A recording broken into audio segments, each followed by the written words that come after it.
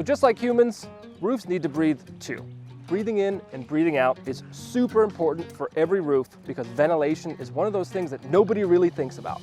I'm Moses from Dreamworx Roofing. Join me as we go on the journey from replacing this metal roof to an Owens Corning Chateau Green shingled roof.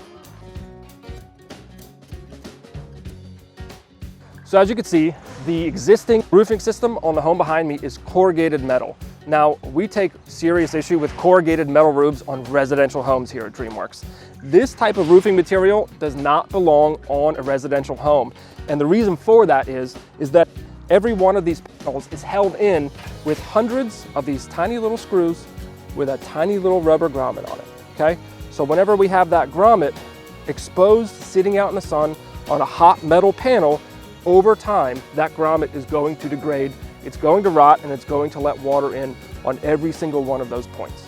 So that's why when we go to tear off a roof, especially a metal roof, we see small little bits of rot throughout the plywood or the decking throughout the entire roof, because even though this roof's been on for about 30 years, the metal will last 50 to 100, but these will only last 20 to 30.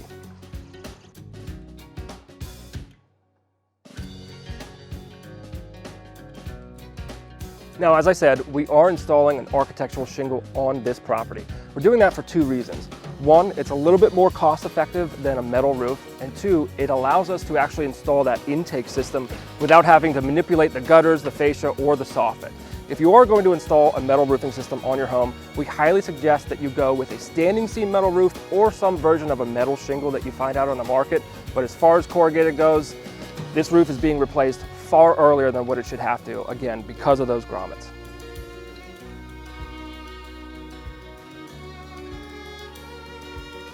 Alrighty, so we're all finished up here. We've got our beautiful Chateau Green shingle replacing those dingy old corrugated panels.